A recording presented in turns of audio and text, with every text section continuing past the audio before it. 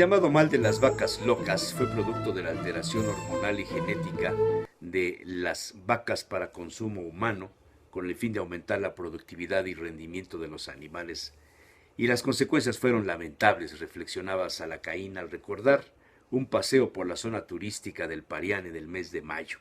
Existían ya en aquel momento los anuncios en varios locales de comida ofertando los mal llamados chiles en nogada. No hacía mucho Rosa, la cocinera, le había hecho la reflexión sobre las lluvias un tanto adelantadas y copiosas, lo cual, decía ella, derivaría en condiciones diferentes del campo en las faldas de los volcanes, sobre todo donde se producen los ingredientes necesarios y verdaderos para hacer los chiles en nogada de Puebla. Los platos de temporada son eso, se dan por un tiempo determinado, forman un conjunto en un tiempo y alterarlos iría, por así decirlo, contra la naturaleza, contra las épocas cuando la tierra produce determinados alimentos debido a la presencia de sol y agua.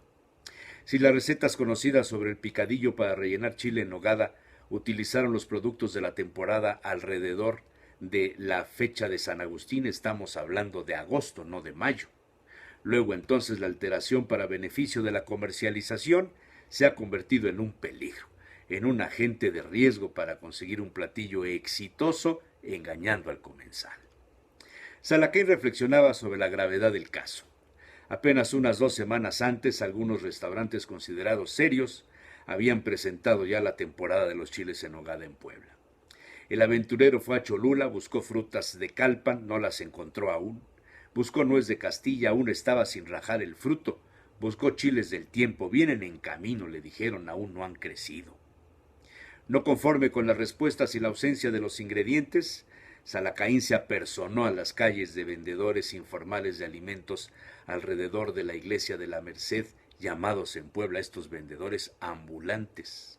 Caminó varias calles y solo encontró 2 puestos sobre la banqueta donde se ofrecían unas pequeñas peras de leche, unas manzanas panocheras y algunos duraznos también pequeños. De chiles del tiempo no encontró nada, de nueces de Castilla tampoco. Bien decía Rosa, cuando citaba a las tías abuelas de Salacaín sobre el tema de la nuez, San Juan raja y Santiago cuaja.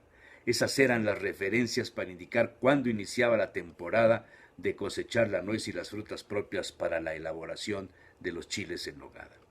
Por tanto, si en los restaurantes y fondas de la ciudad se ofrecían ya estaban dando al comensal algo parecido, remedo, imitación o peor aún, falsificación, y todo ello bajo la contemplación de quienes tienen el compromiso de orientar e informar sobre el deber ser de la gastronomía poblana.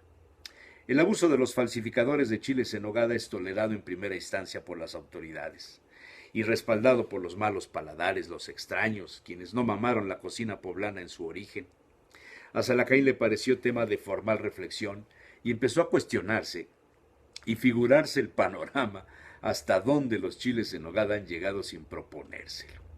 Recordó aquel anuncio hace unos 30 años cuando una compañía productora de leche condensada sacó un video donde se veía cómo de la lata salía el líquido blancuzco a manera de nogada.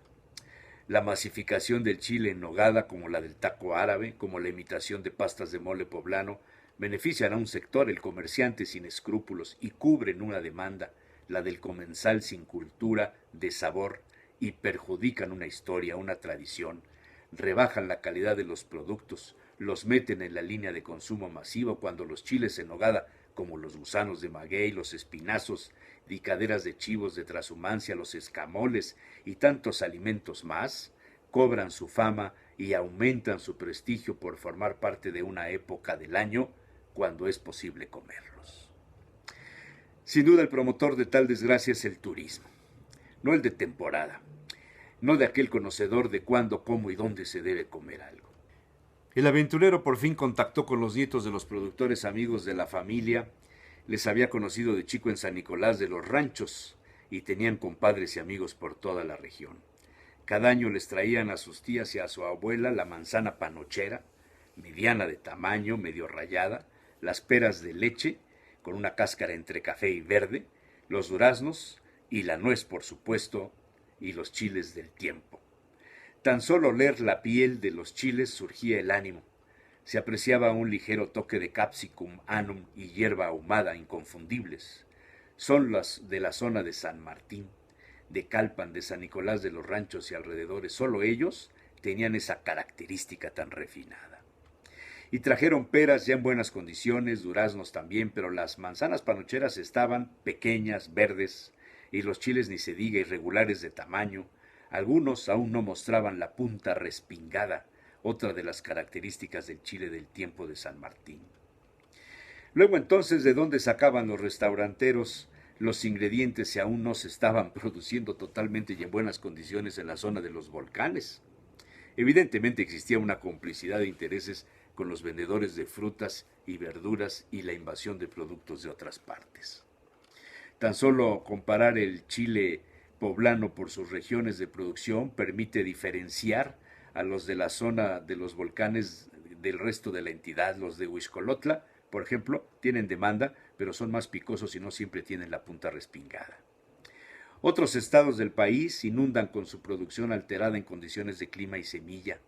Otros países como China ofrecen chiles parecidos, pero nunca iguales a los llamados popularmente del tiempo, con una gran diferencia en el picor. Con esta realidad a flor de piel, pensó Salacaín, el chile en nogada, el emperador de la gastronomía, está acosado y tal vez sentenciado a modificarse totalmente para sobrevivir a las leyes del mercado. Y entonces pensó en esa desagradable comparación, la comida chatarra norteamericana, con el impacto de la economía y la costumbre alimenticia de las hamburguesas, cuya comercialización llegó a afectar a las condiciones de nacimiento, crecimiento y alimentación de las reses, a la cantidad de carne y grasa de cada una para garantizar la mejor productividad y rendimiento de cada animal, traducido en centenares de hamburguesas por un factor económico. Salacaín lamentaba la realidad y sentía miedo por el futuro. Los chiles en nogada apenas han sobrevivido unos 200 años en características no siempre muy definidas, más bien según la época y las costumbres. ¿Cuánto más soportará el emperador de la gastronomía mexicana el impacto de la economía y el mal gusto? Un platillo producto del más exquisito sincretismo conventual y popular, presa de leyendas negras y próximo a la masificación. En fin, dijo Salacaín, a esperar la temporada. Como dice el refrán, San Juan cuaja y Santiago raja. Los periodistas.